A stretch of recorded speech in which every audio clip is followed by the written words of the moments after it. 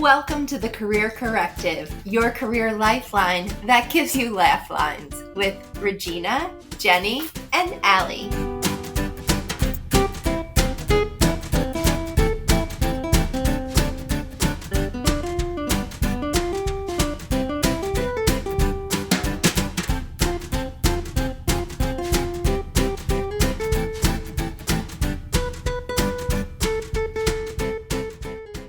And then you have this boss or the boss's boss. Well, your work was great, but the tone wasn't bubbly enough, or they ice people out because they don't speak the way they want them to. Yes. And we make a big deal over being able to be a bullshitter or political and all of that stuff. And now I'm getting myself annoyed for people because that just reinforces what's not important. So you already Right. are second guessing yourself, and then you do an amazing job, and then the feedback is something dumb like that. So of Right. course you're stressed out. And that is why that is to the heart of why I really wanted to do this podcast, because there's so much bullshit that happens and so much faux feedback and nonsense that is layered on top of you being great at your job. It's your job, and then that's another job. And so of Right. course that's going to make you fuel into what you're already struggling with internally. And that's another thing that we definitely want to help you with. Absolutely. Yeah. It's no, you're great. You're great. And then you do something and it's, well, maybe Yeah. if we tweak it this way, well, Yeah. then I'm not great because The subtle, and it's so funny because all the managers who behave that way, I love how they think that you're dumb and they're telling you in a way that makes you feel good about yourself. I actually had people report into me, and I was helping someone brilliant early in her career with a presentation. She had her MBA smart person, and there was this initiative we were working on together, and she did a beautiful job on the presentation. I had to have a meeting with her before she sent it to leadership. I did this proactively because I knew they would hate this beautiful presentation that she did because it was too smart. It was too academic. I said, this is off the charts fabulous. However, we have to help you translate into the game of how does corporate want to hear it, or how does leadership want to hear it? Right. And we went through PowerPoint slide by PowerPoint slide, and her face, we were on video doing this meeting, and her face, she was just so defeated. And I did everything I could to give her the real feedback to say, it's not you, it's them. Yeah. All of the things on the list, there's no way to address them without addressing that. That's another thing that we can help you with, building your confidence and your tools to do things in a way that will benefit you at the workplace, which is silly and unfair. But hey, if you have to go to work, you may as well do it in a way that's going to make your life easier, right?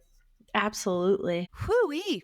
That brought up a deep one for me, Jen. I know. No, that was a great example though. And I think how you handled it with that person was amazing because I don't think most managers would do that. We have a relationship to this day, and she still laughs about it. Actually, I'm going to use a lot of examples she told me that she liked from our working together that I think could be helpful for people, because even though I don't like the way companies behave, I've unfortunately had lots of time to come up with good ways to handle it. So I want to share that because I know now from Instagram that a lot of people feel this way, are looking for help. Absolutely. And I think you're just the person to help them. And then here we are. Here we are. Ta-da. Yeah.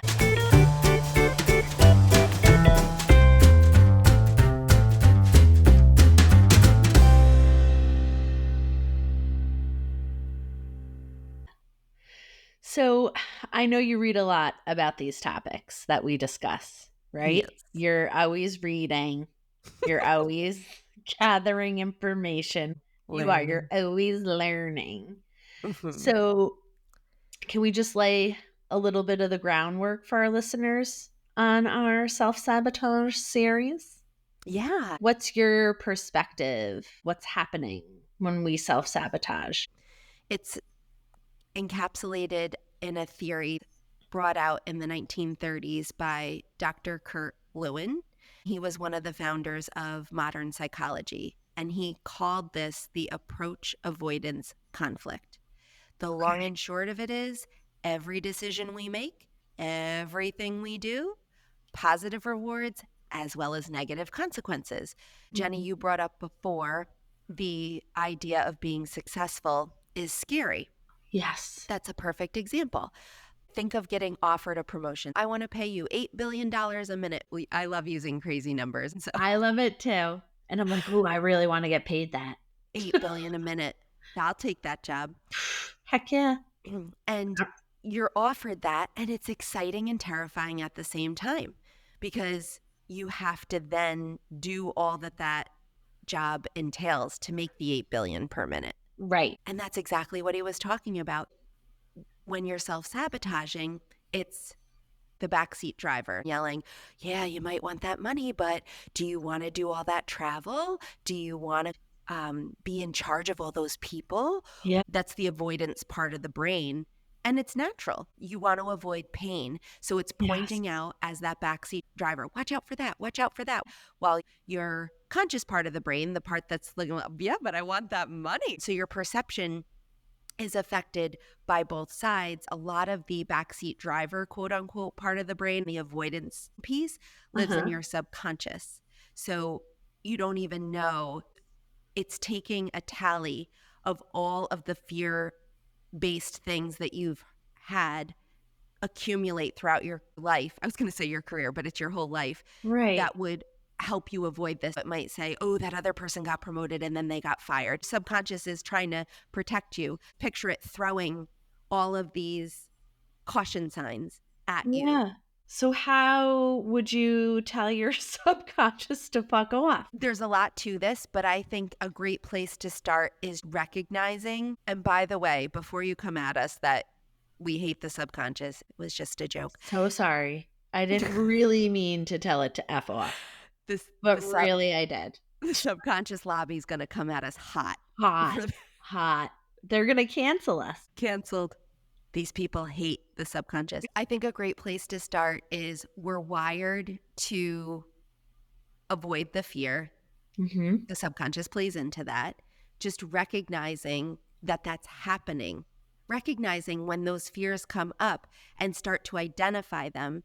If you put your attention to identifying them, you're disconnecting the cycle. You're not going to spiral as much. So listeners, if you can think of when you are excited about something, but the fear crops up and you are starting to think, what if this, what if that, what if the other, and your body feels nervous, maybe your stomach hurts, maybe you feel a little tense in your chest, tight.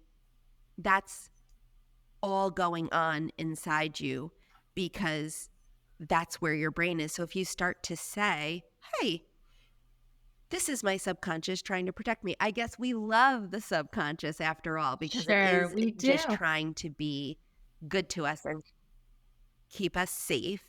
But you can just say, thank you so much for we really are big proponents of talking to yourself. If you're at work and you really want to make friends and influence people, then we suggest you talk to yourself. Right out in front. Right out in front of everyone. Get it out there. That doesn't feel like something that would be judged, right? No. Well, I guarantee you that they're talking to themselves as well. We may as well just make it fashionable. Yeah. So identifying the pattern, hey, you are considering this big thing. Of course, you're going to have the push-pull. That right there is a major help because our brain works so fast and we get carried along with the narrative so fast. These tiny tools, I just pictured a wrench when I said tiny tools, but from Monopoly. A little mouse or holding a tiny wrench. Ratatouille. Yes. Gotta get in there. Breaking that cycle is so helpful to realize what's going on. That really is what this episode is about, is recognizing that self-sabotage has a place in your life. If you can walk away with that simple nugget you're going to look at your life differently, because unfortunately, if you don't recognize that this is the brain at play and it's all normal and how to handle it better, or that there is something to handle, you just believe it. You go Right. off of that as fact. Your fear is actually the asshole, not the subconscious. Right. Fear. That infiltrates the Yes. subconscious. Yes. Yeah. Whew. It's a lot of good information.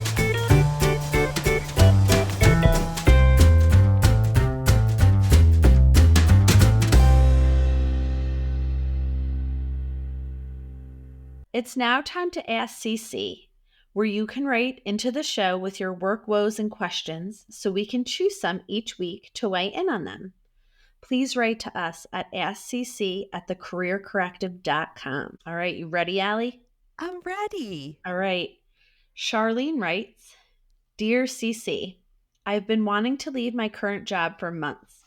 I even found a few great opportunities, but every time I get close to applying or scheduling an interview, I find some reason to hold off. It's like suddenly I'm too busy, or I convince myself I'm not qualified enough. I don't know why I keep sabotaging myself when I want to move on. Why can't I just take that leap? I'm going to be you, Charlene, in talking to myself about making the job change. And it's going to go like this. I'm not leaving my job. I'm just looking to see what's out there. Mm-hmm. Take the pressure off of it, right? That's right. Okay. And then you find some jobs that seem exciting. They pique your interest. I'm not going to leave this job. I'm just going to put those in a folder.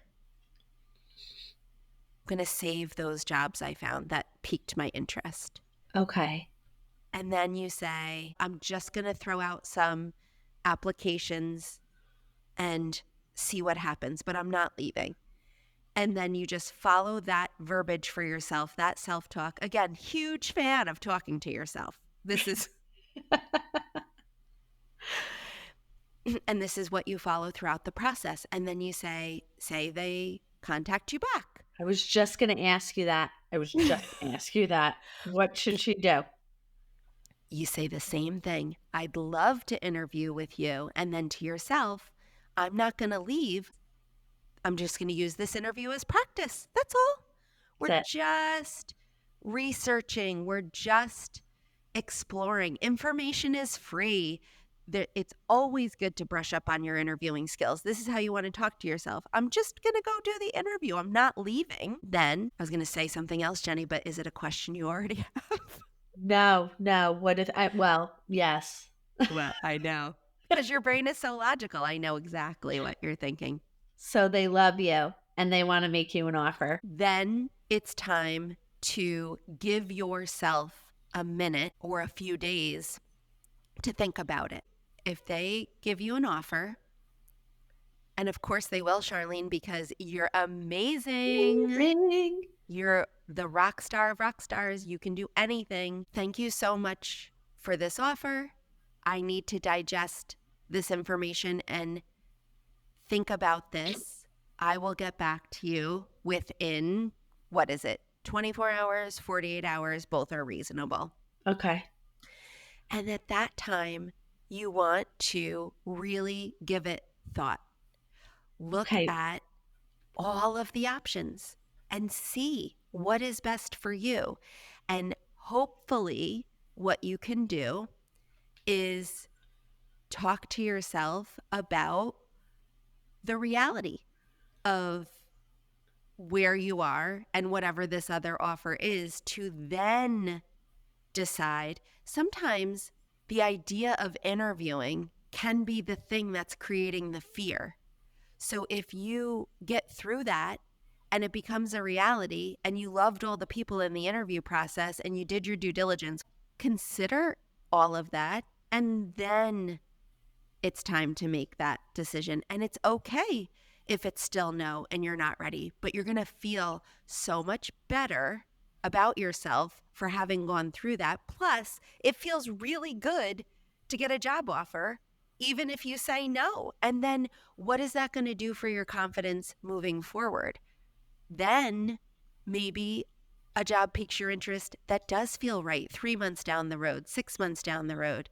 And then you go through that process again because now you're a pro. And then it is the right job. You never would have gone for that if you didn't go through those steps in the first place. So talking to yourself throughout that process is so important. Being true to yourself, and it's okay to say no. Those are my takeaways. It's okay to say no. It's not being negative, and it's not self-sabotaging at that point. Oh, no. It's you've then created a choice for yourself, and going through those steps is giving yourself data that you're capable of that process, which is that's another tool in your toolbox, because you're going to be able to look at the idea of leaving a job differently next time, even if you say no at the end. You encapsulated it beautifully. One other point to remember is that if something scares you, absolutely tell yourself you're not doing the big thing, the big leap all in one is too much. It's too much. It's too much. You aren't leaping. So I guess the phrasing would be, I'm not leaping, I'm not leaping, I'm just looking for the job. I'm not leaping, I'm just going to interview. I'm going to apply it. And then step by step, that's how you navigate it. You're not doing the big thing, but you are moving through, but you're kind of accidentally moving through the fear. You see how you're moving forward? It's a little trick. That is a little tricky trick. I think we only have time for one more this week, whatever you think is best for our listeners. Let's see here. Okay. Becca writes, Dear CC, I've been in the same role at my company for years now. It's comfortable. I know what I'm doing, and the pay is fine. But honestly, I feel stuck. Every time there's a chance to try something new or take on a bigger project, I always find an excuse to stick with what I know. I guess I'm just afraid I'll mess up or not be good at something different. How do I get out of this comfort zone? Okay. I'm sure all of our listeners can identify with this. If it's not the comfort zone at work, it would be in your life in some way. And again, just reinforcing that this is absolutely human nature. Becca, the first thing to consider for yourself is if you're happy in your role and you like what you're doing and you don't want a promotion for that reason, then that's okay. Putting pressure on yourself to be promoted or do something more or different is not necessary. It's a different story, though, if you want the promotion or you want to take on more because you want to expand. Right. But it's important to be true to yourself. If you're thinking, I have to because my family expects me to, or the people around me are, that is not for you to put on your plate. If you like your role and you want to stay in it, you do you. Mm-hmm. But if you want to expand, take on more, see if there's any mentoring at your company. If there's not, then also a possibility to shadow somebody. That's great.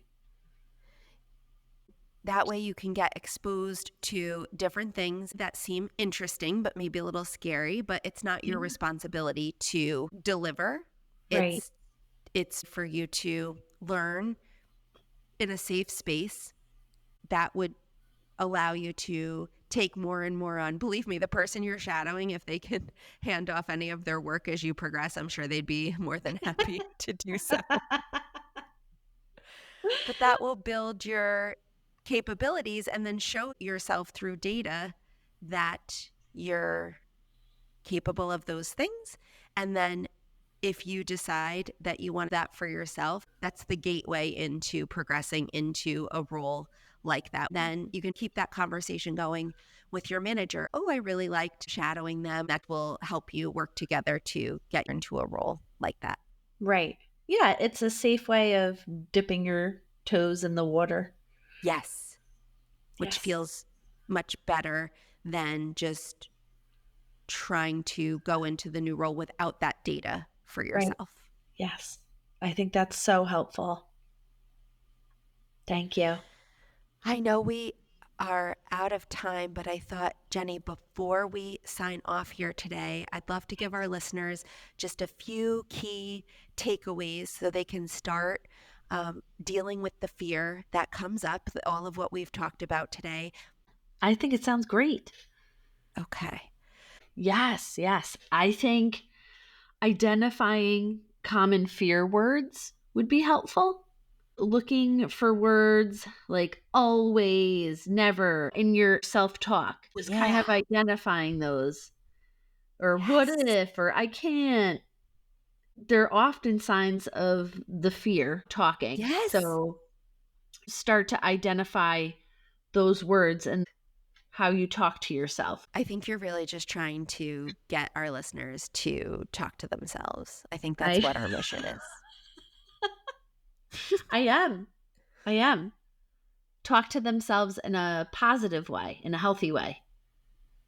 The true you and not have the fear taking over and doing the Right. talking.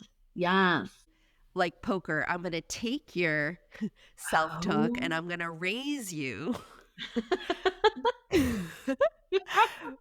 If you say, what if, how about you flip it around to the opposite of what fear would say? Instead of what if the worst case scenario, what if you paint the best case scenario?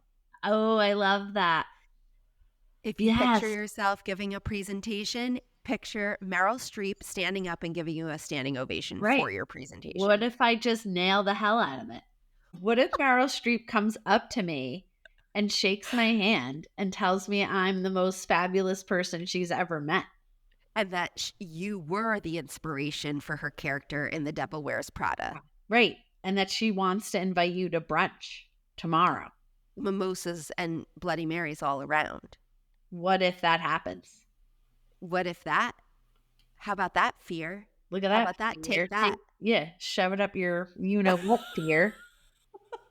Oh, since we've reached the choosing violence portion of the program, I think we'll wrap up there. We hope you enjoyed this conversation. If you liked it, then go back and we hope you enjoyed the conversation so far. If you're liking this topic, go back and listen to the full episode, Breaking the Cycle, Overcoming Self-Sabotage. We'll also link that in the description below. Thank you for Bye. joining us. Thank you. Bye. Bye.